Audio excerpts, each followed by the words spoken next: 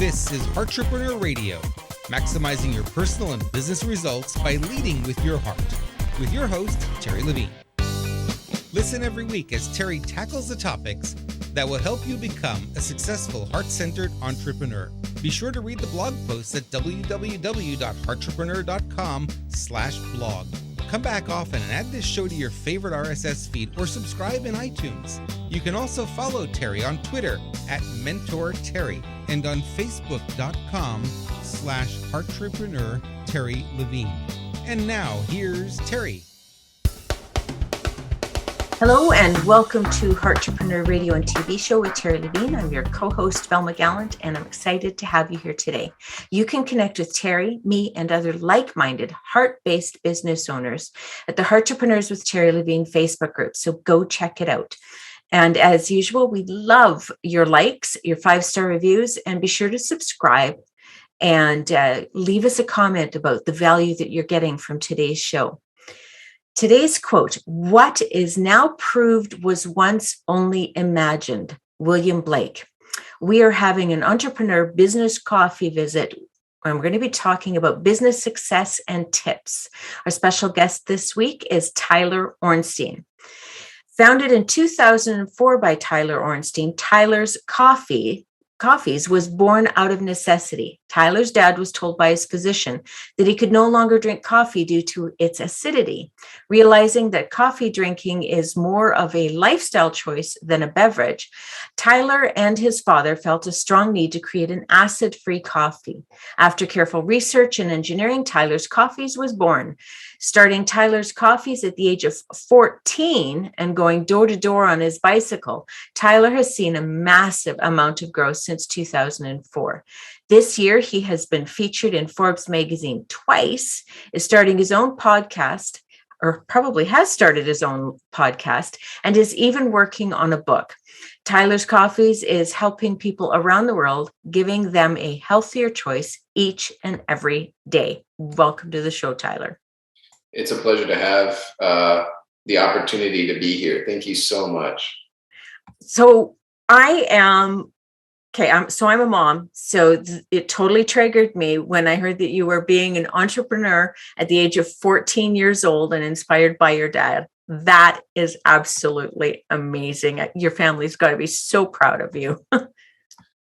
Yeah, they are. They are. My family is very excited and happy that I was able to take my father's concept and put it into a business, and then on top of that, put it into a successful business. So have you always had that kind of entrepreneurial drive inside of you, or is this just something that was activated with what was going on with your dad? No, I think I've always had that entrepreneurial drive. When I was in Cub Scouts, I sold popcorn, and I, did the whole lemonade thing when I was younger than that. I don't know. It's kind of just been installed in me, and I enjoy it. I think it's a great thing to see something that you want to engineer and develop come to fruition and be successful about it. Absolutely. So this was obviously, I'm guessing, a team effort between you and your dad in the early days when you were going into the engineering and the research and everything with respect to the coffees. Yeah, he's the one that figured out when the tannic and lipid acids bloom in the roasting process. And then essentially he worked with an electrical engineer, mechanical engineer, and a roaster. And they came up with an idea of how to not bloom the tannic lipid acids, and found out that in general, coffee is inflammatory to people that have sensitive stomachs, but you can drink our coffee without having any reverse side effects. Interesting. Okay. So when it came to growing as an entrepreneur at 14 years old, what are some of the things that you learned going through your teen years and into your young adult years about being an entrepreneur? I learned a lot in a lot of different avenues and aspects. but I think the number one thing that I really learned is the faster you fall and get back up and dust yourself off, the faster you're going to be successful. Don't live And in the valley. Try to get to the top. and that's such an amazing growth mindset, because it's not, I failed, I'm done. It's I failed, what's next, is what I'm hearing. Yeah, the one thing I never ever cared about was money. I only cared about sales. If I could make more sales this month than last month, at one point the money will come. Okay, so you kept your eyes on the prize of what's measurable and what can be observable and growable. Awesome. Okay, that makes a lot of sense, because I know in Terri's book, she talks about having those measurable things in order that you can actually impact and see what your impact is with each of the different choices that you make. So what would you say had the biggest impact on the growth of a coffee business that you think could be transferable to any business? I don't know. That's a good question. I think any business really represents the founder. So if the founder doesn't really want to succeed, then the business will never succeed, regardless of how much money you put at it. And that makes a lot of sense. I was listening to an audiobook that was talking about how Lee Iacocca had a very straight, this is the way things will always be, this is the way things should always be, and that rigid mindset impacted their business. And so I'm hearing that your own mindset had a lot to do, yours and your dad's mindset had a lot to do with the growth of your company. Oh, yeah. Yeah, I mean, I tell people now, I say I don't sell coffee anymore. All we do is manufacture, process, and keep the inventory flowing to the customer, because who really does sell the coffee is the customer. The customer goes out and actually will put it out there that they love this product. And when you have fans, it's the best. People say word of mouth, right? Okay, so yeah, word of mouth is excellent, but when you have fans that will go out there and do their own PR just for you, that's a different level. And that's what we have. We have customers that are posting on social media at their will. We're not asking them for that. Well, so what I'm hearing is that it was really important for you guys to create something that actually had an impact for these people, so that they would become fans. It's not just, oh, this is coffee, I like coffee. It's this is the coffee that I can drink, and I don't have the impacts from it. Like, it's Correct. Completely different. Correct. Yeah. So tell me about how you chose, so one of the things that you shared is that at the age of 14, you were actually going door to door on your bicycle. So did you have coffee in your basket going around, or tell me a little bit about that experience? I didn't have coffee in my basket, but no, I had coffee in my backpack. Okay, well, different transportation method. Okay, I'm a little bit older than you. We had baskets on our bikes. Okay. Yeah. So when it came to, tell me a little bit about what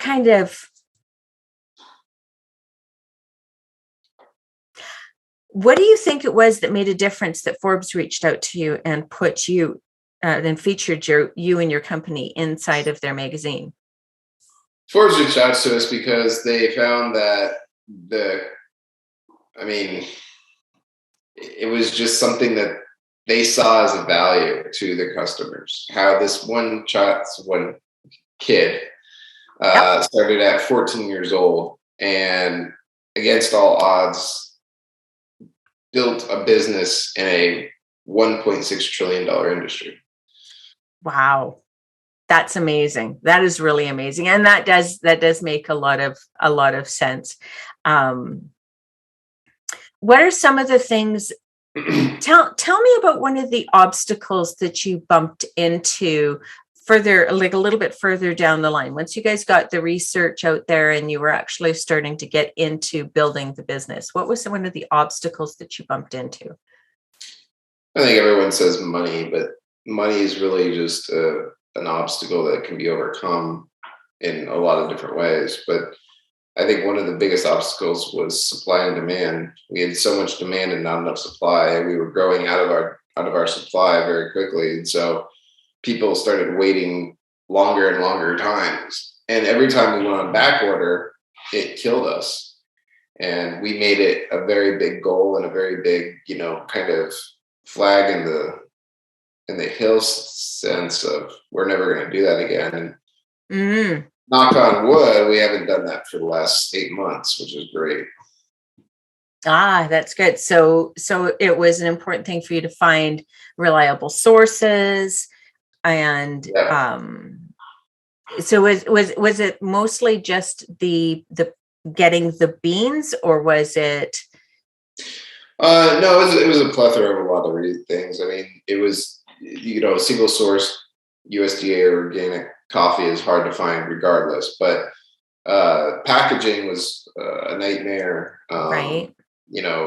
We had to figure out how the roaster was going to be consistent. I mean, there's a lot of variables that we had to overcome. So you said that how many trillion did you say it was now? $1.6 trillion industry. $1.6 trillion industry. It's the second largest commodity item in the world next to petroleum oil. And so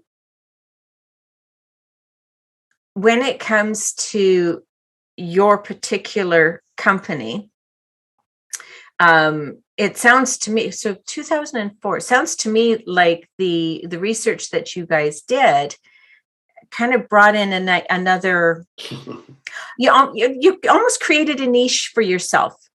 Well, yeah, we created, it's called blue water territory. So there's red water territory and blue water territory. Red water territory, you're really just fighting with price, and you're saying, hey, we have this coffee. It's like, okay, well, that's cool, but so many other companies have coffee. What differentiates you? And then you've got blue water territory, which makes you completely inert from all the competition, and it's a great thing. The differentiation, absolutely.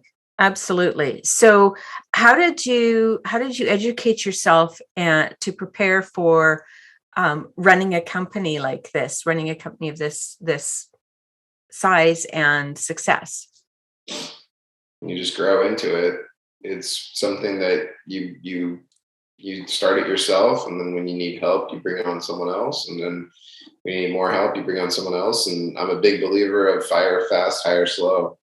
And I've fired over 60 people in my career, and I do not ever look back on that, because if you find someone that wants to work for you, they have to want to work for you and not work for themselves, or they have to be a team partner. And the reason why I fired people is because they were taking my dollar and using it on their time, and I just wasn't for it. So finding a quality team is one of the important things that you've learned in this process. Yeah, absolutely. You have to have a great team, and you got to pay them well. I mean, I pay my team way over and above what they would be doing, and that's how you keep them. And that's how you keep them energetically excited to work with you. Absolutely, because it's speaking into the value that you have for them. And then, I mean, in reality, they end up becoming some of your biggest fans as well, right? Yeah, essentially, don't waste my time, don't waste my money. Just do what you need to do, excuse me, and get it done. And in return, I'll give you a much better wage than you'll find anywhere else. Right. Well, and that does create a really great partnership. Quality people, give them their value. Absolutely. So, tell me a little bit more about, it's one say to say my coffee is low acid, right? Right. In order to differentiate, what are some of the other things that you found were important to differentiate yourself? Was it just with respect to your product, or were there other ways that you differentiated yourself? Well, we want to make sure that the service department of the company is top notch. So you can buy our coffee on Amazon, you can buy our coffee on Walmart, Target, eBay, Wish. I mean, there's so many other places you can buy our coffee, and you're not going to get the customer service from Tyler's. And we've had people call in and be like, "Hey, I ordered this coffee and it came this way." And I'm sorry, it didn't come through tylerscoffees.com, so we can't support it. And it's not like we're being rude to the customer. It's just we can't. No, you have to go to the source of the organization you actually purchased it through. I mean, that makes a lot of sense, especially when it comes to packaging. If we make a problem or we screw up on the order or whatever, we always eat it. We always take care of it for the customer. The customer is king in our book. Absolutely. Well, so we need to take a little bit of a break here for our commercial. And so when we come back, Tyler, what I'd really love is for you to share the best way for our listeners to connect with you. Hey there, it's Terri Levine. I just wanted to pop in for just a moment as you're listening here to Heart-repreneur Radio and watching Heart-repreneur TV. We have so many new and exciting things going on. So you can watch a free masterclass. Highly recommend to get a conveyor belt of qualified prospects. That's at TL, like Terri Levine, tlwebinar.com. Head over there, enjoy it, keep listening and sharing the show. We are back with Heart-repreneur Radio and TV show. Our special guest today is Tyler Ornstein from Tyler's Coffees. Tyler, can you share with our listeners the best way to be able to connect with you? Yeah, absolutely. Just go to tylerscoffees.com and you can reach us that way. You can always call in. We'd love to take your call. We got a staff of people that man the phones. And it's 855-554-3833. That's 855-554-3833. Brilliant. So tell me a little bit. How did you bring mentors into your life as you started moving further into the business? Do I have mentors? No, I call them more like friends. Okay. But I have friends in high places that I respect. And I'm a big believer in surrounding yourself with people you want to be.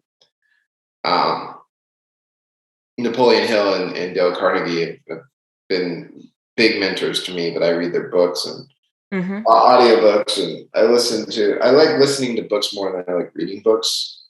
I'm with you on that. Yeah, I can retain the information much better if it's audio, because I'm an audio listener. I'm an audio visual learner, and some people are readers, which that's how they learn. So anyway, so that's what I like to do. Is I like to listen to an audiobook at least one a week. Oh, excellent. So what's one of the most impactful books that you have listened to? Believe it or not, it's kind of a small read, but it's a really good read, is The E-Myth. Ah, yes. I think it's on my shelf. That's one of the best books a business owner could ever listen to. Okay. And when it comes to developing your team, what are some of the things that you recommend a business owner do to support the growth of their team and the strength of their team? I mean, the only time that you need to start building a team is if you can't do it yourself, right? So first and foremost, we got to the point where I was selling out of my room in my house, and then I got to my garage, and then I started working out of my dad's office, and then I started working out of a different office and finding this fulfillment center. And now I've got a fulfillment center that runs everything. And, you know, it's a lot easier that way. What I'm saying is, if you want to run a really good team, make sure that you can do every job that you're going to ask them to do. Okay, that makes sense, because then you can communicate well with them and you can instruct them well with respect to what you need them to do. So it sounds to me like some of your strength with respect to the business was your sales ability. Am I picking up on that accurately, or what do you think your strength was? Oh, my strength? Yeah. I mean, I guess you could say that I was the founder of the company, so my strength was kind of everything, right? Like, diligence. Yeah, like my strength was paying the bills on time, to doing media like this, to putting together a website, I mean, I don't really know what my strengths are. My strengths are universal because I've done everything in the company prior to me hiring someone that I knew was going to do what I wanted them to do. Okay. So what I'm really hearing is tenacity, the initiative to learn what you needed to learn in order to get the job done. Yeah, I had an article written about me in my local paper, and it said Tyler Ornstein, necessity of tenacity. So that's a very good point. Okay. That is awesome. So if you were to give some advice to young entrepreneurs out there, what would you tell them? First, you need to find a product or a service that helps the greater good. If you can't find a reason why someone would buy something, then you'll never have a successful company.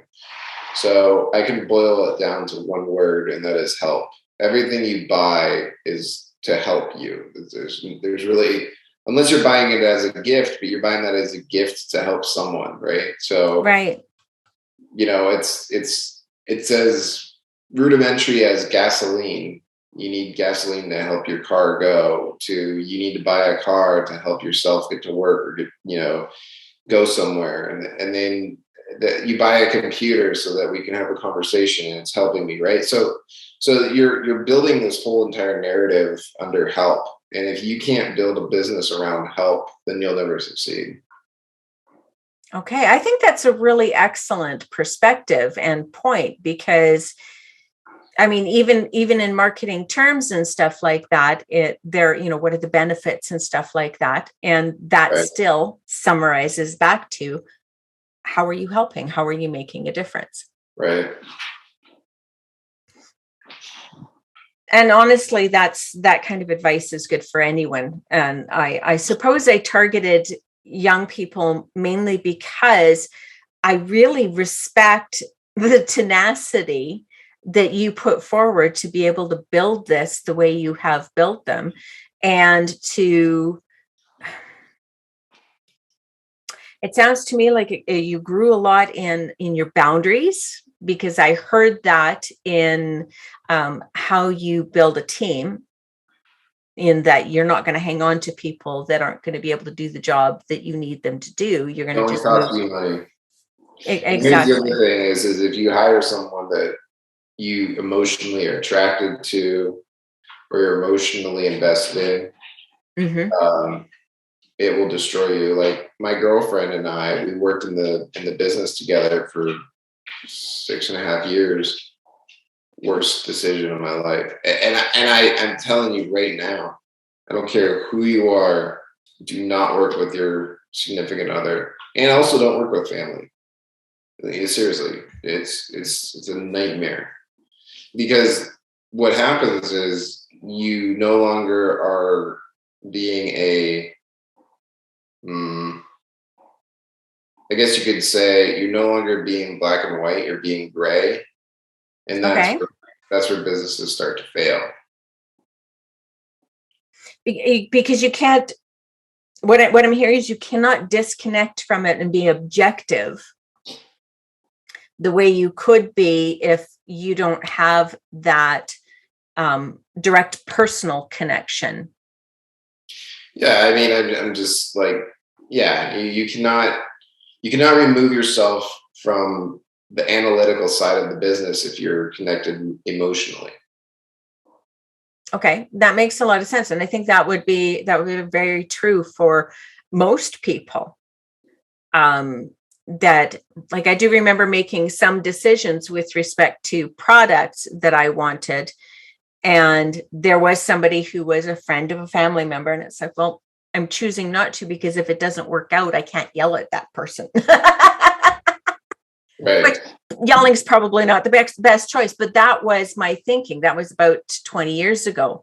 That was my thinking, was I don't want to make a decision with somebody that, if there's a problem, I can't respond in the exact way that I need to respond. You can, and we've done it, and it's been pretty successful.